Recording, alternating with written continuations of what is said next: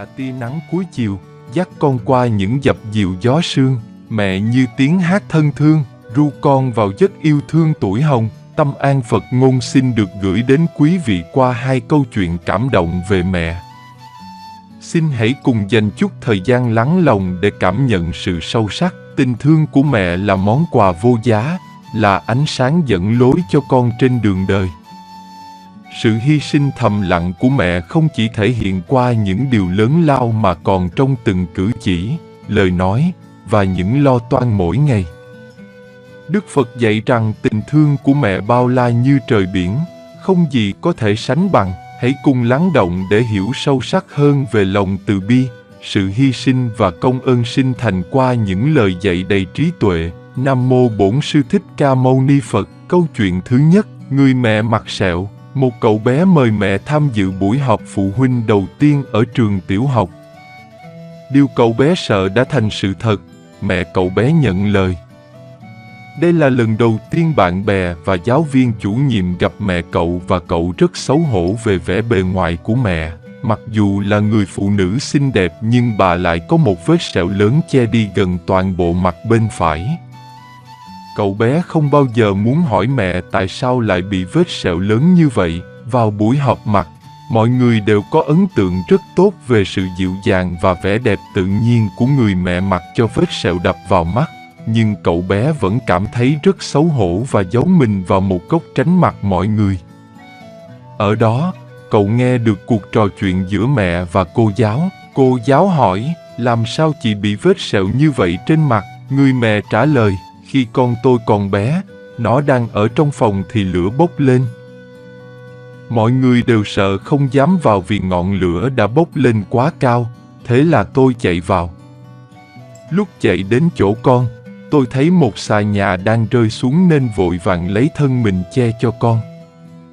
Tôi bị ngất xỉu nhưng thật may mắn là một anh lính cứu hỏa đã cứu cả hai mẹ con tôi. Người mẹ chạm vào vết sẹo nhăn nhúm trên mặt và nói tiếp, vết sẹo này không chữa được nữa, nhưng cho tới ngày hôm nay, tôi chưa hề hối tiếc về điều mình đã làm. Nghe đến đây, cậu bé đã chạy nhanh về phía mẹ, nước mắt lưng tròng.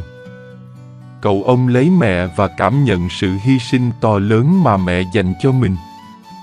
Cậu nắm chặt tay mẹ suốt cả ngày hôm đó như không muốn rời. Câu chuyện thứ hai, người mẹ xin gạo. Đây là câu chuyện chân thật về gia đình nghèo khổ. Khi đứa con vừa bắt đầu đi học thì người cha qua đời.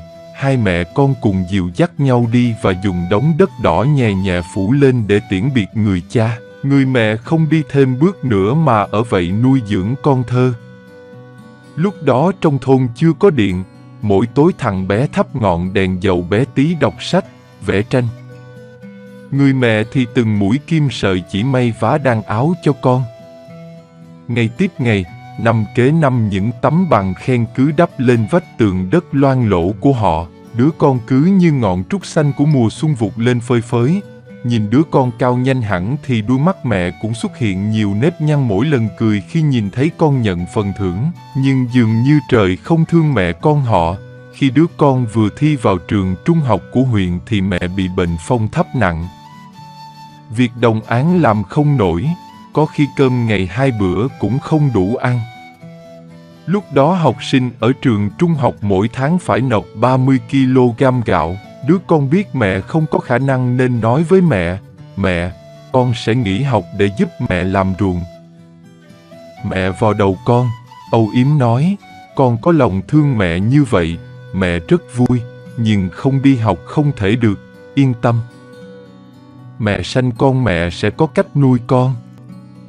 Con đến trường ghi danh đi, mẹ sẽ mang gạo lên sau. Đứa con ngang bướng cãi lại, không chịu lên trường.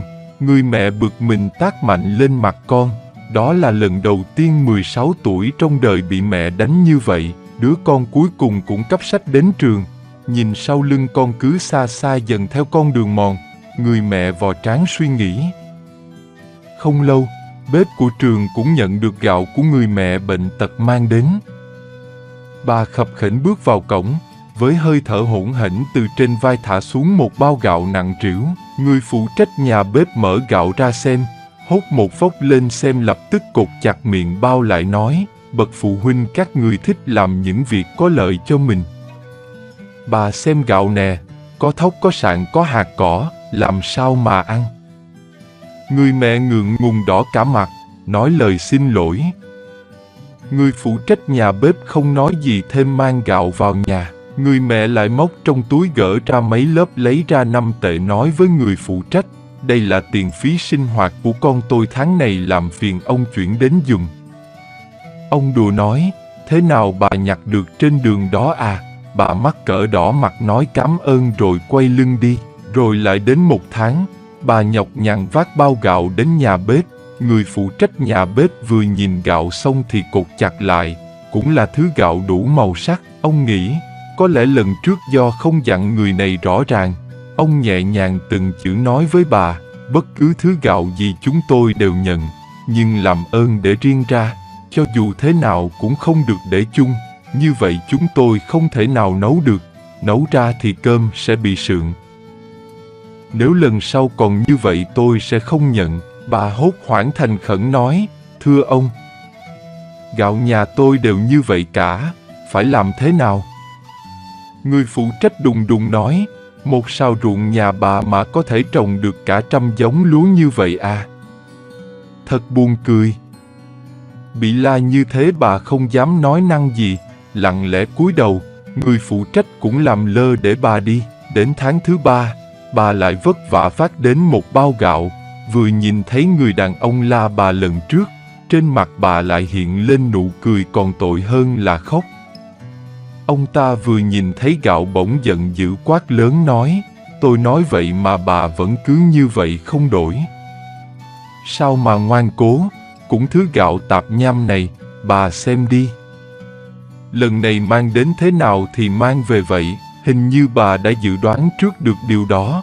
Bà liền quỳ xuống trước mặt người phụ trách, 2 dòng lệ trào ra trên khóe mắt, buồn bã nói, tôi nói thật với ông, gạo này là tôi đi xin đấy. Ông giật bắn người, 2 mắt tròn xoe nói không nên lời. Bà ngồi phịch xuống đất, lộ ra đôi chân biến dạng, sưng húp, rơi lệ nói, tôi bị bệnh phong thấp đi lại rất khó, không thể làm ruộng được. Con tôi đòi bỏ học giúp tôi, bị tôi đánh nên trở lại trường học. Bà cầu xin người phụ trách làm thế nào vừa giấu bà con hàng xóm lại càng sợ đứa con biết được sẽ tổn thương lòng tự trọng của nó. Mỗi ngày trời còn chưa sáng bà len lén cầm cái bao chống gậy đi cách thôn khoảng 10 dặm để van xin lòng thương của những người khác, rồi đợi trời thật tối bà một mình âm thầm về. Gạo bà xin được đều để chung vào. Tháng kế tiếp vừa mang gạo đến trường bà nhìn người phụ trách, chưa nói mà nước mắt lưng tròng. Ông đỡ bà dậy nói, đây thật là người mẹ tốt, tôi sẽ lập tức đi trình với hiệu trưởng, để trường miễn học phí cho con bà. Bà vừa nghe xong hốt hoảng lắc đầu nói, đừng, nếu con tôi mà biết tôi đi xin để nuôi nó đi học sẽ làm nó tổn thương và như thế ảnh hưởng đến sự học của nó. Ông hiểu ý bà nói, thì ra bà muốn tôi giấu kín điều này, được rồi, tôi nhớ. Bà khập khểnh như người què quay lưng đi. Cuối cùng thì hiệu trưởng cũng biết được sự việc với nét mặt hiền hòa nói, vì gia đình bà quá nghèo, trường sẽ miễn học phí và tiền sinh hoạt 3 năm. 3 năm sau, đứa con đã thi đậu vào trường Đại học Thanh Hoa. Ngày tốt nghiệp, hiệu trưởng đặc biệt chú ý người học sinh có hoàn cảnh khó khăn này và mời cậu ta lên lễ đài. Cậu ta khó chịu nói, thi đạt điểm cao có rất nhiều, vì sao bảo em lên lễ đài? Lại càng làm mọi người ngạc nhiên hơn là trên lễ đài đổ liên tiếp 3 hồi trống vang dội. Lúc đó người phụ trách nhà bếp cầm 3 cái bao đựng gạo của người mẹ lên lễ đài kể câu chuyện người mẹ đi xin gạo để nuôi con ăn học. Dưới lễ đài mọi người im bặt. Hiệu trưởng nhìn 3 cái bao giọng hùng hồn nói, đây là câu chuyện 3 cái bao gạo của người mẹ đi xin. Trên đời này đem vàng cũng không mua được những hạt gạo này. Sau đây tôi sẽ mời người mẹ vĩ đại đó lên lễ đài. Đứa con trong lòng nghi nghi, nhìn lại phía sau xem, thấy người phụ trách dìu mẹ từng bước tiến lên lễ đài. 2 mẹ con nhìn nhau, từ ánh mắt lấp lánh tình yêu thương của người mẹ, vài sợi tóc trắng bay trước trán. Đứa con bước đến trước, ôm chầm lấy mẹ và bật khóc. Ê mẹ! Mẹ của con ơi! Xin chân thành cảm ơn quý vị đã lắng nghe và đồng hành cùng Tâm An Phật Ngôn.